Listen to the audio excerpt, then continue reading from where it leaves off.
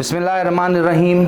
अस्सलाम वालेकुम students, I welcome you to Kips CSS network. मेरा नाम है मोहम्मद फरहान खान अब्बासी और आज हम जिन कॉन्सेप्ट्स के ऊपर स्टूडेंट्स बात करेंगे वो तीन बड़े इंपॉर्टेंट कॉन्सेप्ट्स हैं, बट तीनों के तीनों कॉन्सेप्ट्स इंटरट्वाइंड हैं, मिले जुले हुए हैं, तो इसलिए इनको अलग अलग समझना बहुत ज़्यादा ज़रूरी है IR के, करंट अफेयर के, इवन के इंग्लिश ऐसे के स्टूडेंट्स के लिए भी। तो आज हम बात करेंगे स्टूडेंट्स ग्लोबलिज्म के ऊपर, ग्लोबलाइजेशन के ऊपर एंड ग्लोबैलिटी के ऊपर।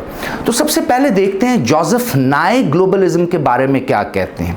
जोसेफ नाय कहते हैं globalism refers to any description and explanation of a world which is characterized by the network of connection that span multi continental distances. In a simple word, Joseph Nye के यहाँ globalism की definition दुनिया की किसी भी type की explanation, जिस दुनिया में मैं और आप रह रहे हैं और वो दुनिया आपस में किस तरह से डिफरेंट डिस्टेंसेस पर आपस में मिली हुई है, कनेक्टेड है। इन सिंपल वर्ड्स और आसान कर देते हैं स्टूडेंट्स आपके लिए, यानी globalism is a phenomena which is as old as human civilization. इंसानी तहजीब जितनी पुरानी है, ग्लोबलिज्म उतना ही पुराना है। फॉर एग्जाम्पल, अगर हम लेटेस्ट पास्ट की, लेटेस्ट हिस्ट्री की कुछ एग्जाम्पल्स उठाएं बिफोर क्राइस्ट की, तो हमें मालूम पड़ता है कि 1200 BCE में, यानी हज़रत ईसा अलैहिस्सलाम की बर्थ से 1200 साल पहले, कबले मसीह, चाइना ने सिल्क रूट बनाया। क्यों बनाया? क्योंकि वो चाहते थे कि एशिया को यूरोप के साथ कनेक्ट किया जाए। नाउ ये जो कनेक्शन डेवलप किया गया फॉर इकोनॉमिक गेन, इसको ग्लोबलिज्म कहते हैं। फॉर एग्जाम्पल, अगर ग्लोबलिज्म के और एस्पेक्ट्स भी देखे जाएं तो हमें तारीखी तौर पर और 21st सेंचुरी में आज भी मिलता है economic globalism, military globalism, environmental globalism, social globalism.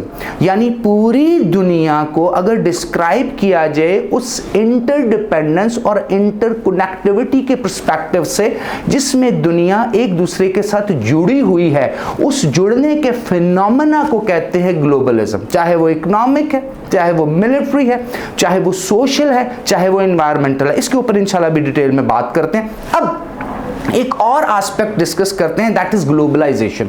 तो अगर ग्लोबलिज्म पूरी की पूरी दुनिया की description according to Joseph Nye या explanation in terms of connectivity है, तो फिर ग्लोबलाइजेशन क्या है? तो students, globalization is the intensity of increase and decrease in globalism.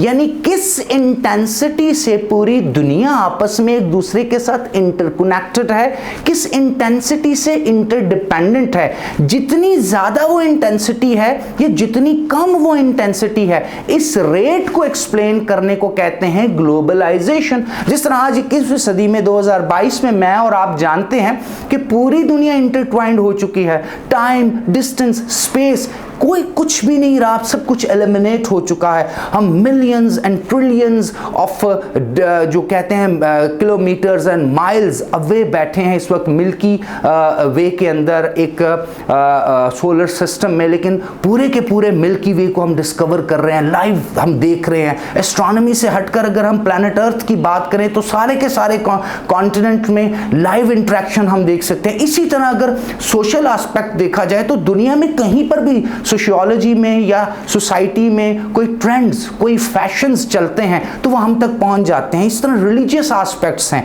इस तरह रेवोल्यूशनरी मूवमेंट्स के एस्पेक्ट्स हैं। अभी आपने कुछ दहाई पहले देखा था 2008 में सॉवरेन डेट क्राइसिस 2008 में आया यूरोप के अंदर, अमेरिका के अंदर। उसका जो हीट है वो हमने भी फील की। पूरी दुनिया में ऑयल की प्राइसेस, पूरी दुनिया में पॉलिटिकल डायमेंशंस। इसका मतलब ये हुआ ग्लोबलाइजेशन, वो जो इंटरकनेक्टेडनेस थी, वो इंटरकनेक्टिविटी थी, वो जो इंटरट्वाइंड होना था वर्ल्ड का, उसकी हायर और लोअर डिग्री ऑफ इंटेंसिटी को डिफाइन करता है। हमारे यहाँ IR में ग्लोबलाइजेशन के बारे में रियलिस्ट पर्सपेक्टिव भी है, लिबरल पर्सपेक्टिव भी है, और एक और पर्सपेक्टिव है जिसको जॉन बैलिस अपनी बुक में लिखते हैं। वो तीन एस्पेक्ट बताते हैं ग्लोबलाइजेशन के। फॉर एग्जांपल, वो बताते हैं कि हमारे यहाँ ऐसा स्कूल ऑफ थॉट भी स्कॉलरली अवेलेबल है जिनको हाइपर ग्लोबलिस्टिक कहा जाता है। एक और स्कूल ऑफ थॉट भी है जिसको स्केप्टिसिज्म या स्केप्टिकल स्कूल ऑफ थॉट भी कहा जाता है, और एक और स्कूल है जिसको कहते हैं ट्रांसफॉर्मेशनलिस्ट का स्कूल ऑफ थॉट। ये 3 स्कूल ऑफ थॉट वो हैं जो ग्लोबलाइजेशन के हक में या उसके खिलाफ बात करते हैं। फॉर एग्जांपल अगर हम देखते हैं हाइपर ग्लोबलिस्टिक्स को, तो ये लिबरल स्कूल है, यानी अगर आप लिबरल स्कूल आयर में पढ़ेंगे, लिबरलिज्म को पढ़ेंगे, तो आपको मालूम पड़ेगा कि ग्लोबलाइजेशन के हक में है। सो दे आर हाइपर ग्लोबलिस्टिक। ये कहते हैं कि ग्लोबलाइजेशन के बहुत फायदे हैं। आज के दौर में ग्लोबलाइजेशन के जो हमें बेनिफिट्स मिले हैं उसके बरक्स अगर देखा जाए जो ग्लोबलाइजेशन ने डैमेज क्रिएट किए हैं वो बहुत कम हैं। तो ये ग्लोबलाइजेशन के हक में बात करते हैं। अगर हम स्केप्टिक्स का व्यू देखें, those who are the realist, वो एंटी ग्लोबलिज्म है, वो एंटी ग्लोबलाइजेशन है, जिसमें हमें अमेरिकन स्कूल मिलता है, यूरोपियन स्कूल मिलता है, बिकॉज क्योंकि चाइना राइज कर रहा है। इस ग्लोबलाइजेशन से फायदा उठाते हुए चाइना ने पूरी दुनिया में ट्रेड की हुई है, इंटरेक्शन किया हुआ है, और इस वजह से इन्फ्लुएंस कर रहा है। तो ऑब्वियस सी बात है वेस्टर्न वर्ल्ड को तो ये चीज पसंद नहीं आएगी, तो वो रिवर्स ऑफ ग्लोबलाइजेशन की यानी स्केप्टिसिज्म की बात करते हैं। और तीसरा स्कूल है ट्रांसफॉर्मेशनलिस्ट। ये वो लोग हैं जो ये जानते, ये मानते हैं कि ये जो ग्लोबलाइजेशन के पॉजिटिव एस्पेक्ट्स जितने भी इंसानियत को मिले, चाहे मेडिकल साइंस में हो, चाहे एकेडेमिया में, आप देखते हैं ऑनलाइन एजुकेशन पूरी दुनिया में, आप ई कॉमर्स को देखते हैं, आप पूरी दुनिया में एंटरटेनमेंट इंडस्ट्री को देखते हैं, और बहुत कुछ है, स्पोर्ट्स इंडस्ट्री है, नेटफ्लिक्स है, बहुत कुछ है। उन तमाम चीजों के एस्पेक्ट के ऊपर जो ट्रांसफॉर्मेशनलिस्ट हैं ये कहते हैं जो ग्लोबलाइजेशन है इसकी पॉजिटिव चीज़ों को एक्सेप्ट करें और नेगेटिव चीज़ों को इस तरह से ट्रांसफॉर्म करें कि वो भी इंसानियत को बेनिफिट दें। अब ये जो 2 कॉन्सेप्ट हमने अंडरस्टैंड किए हैं, ग्लोबलिज्म एंड ग्लोबलाइजेशन, इसके बाद एक तीसरा कॉन्सेप्ट आता है ग्लोबैलिटी।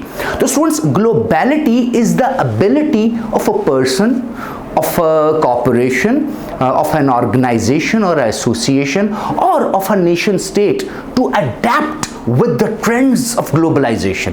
यानी मैं एज ए इंडिविजुअल या कोई कॉरपोरेशन या कोई कंपनी या कोई नेशन स्टेट या कोई मुमलिकत जिस तरह से ग्लोबलाइजेशन के उस ट्रेंड को अडेप्ट करती है, उसमें एडजस्ट होती है, वो उस नेशन स्टेट, उस पर्सन, उस कॉरपोरेशन की एबिलिटी होती है, जिसको ग्लोबैलिटी कहते हैं। फॉर एग्जाम्पल, आज की दुनिया अमेज़न की दुनिया है, आज की दुनिया अलीबाबा की दुनिया है। तो अगर हम पाकिस्तान में बैठकर फूड पांडा, पाक व्हील्स, उसके साथ साथ ज़मीन.com, उसके साथ साथ ऊबर, इन ड्राइव और डिफरेंट किस्म की क्रीम, ये सारी फैसिलिटीज़ के साथ अडेप्ट नहीं होते, ई कॉमर्स पे नहीं जाते, सोशल मार्केटिंग नहीं करते या सोशल मीडिया की यूटिलाइजेशन नहीं करते, तो फिर पाकिस्तान में business organisations, public sector organisations, individual अगर इससे एसोसिएटेड नहीं है, तो इसका मतलब हमारे अंदर ability to adapt with globalization नहीं है या कम है। और आज की दुनिया में जिस कॉम, जिस शख्स और जिस कॉर्पोरेशन में जितनी ज्यादा एबिलिटी होगी ग्लोबलाइजेशन को अडेप्ट करने की,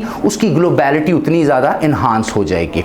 इसके पर्सपेक्टिव में हम देखते हैं कि आज दुनिया की सोशियोलॉजी, दुनिया की पॉलिटिक्स, दुनिया का रिलीजन, कंटेम्परेरी अफेयर, इवन कि आप देखते हैं साइबर सिक्योरिटी के इश्यूज, एनवायरनमेंट के इश्यूज, तमाम के तमाम इंटेंसिफिकेशन ऑफ ग्लोबलिज्म, जिसके रिजल्ट में ग्लोबलाइजेशन और उसके साथ उसकी एडेप्टेबिलिटी यानी ग्लोबैलिटी की वजह से बहुत इंपॉर्टेंट इश्यूज बन चुके हैं। आई होप कि आज की हमारी इंटरेक्शन और डिस्कशन आपके लिए बेनिफिशियल होगी। Wish you best of luck. अल्लाह हाफिज़ नासिर।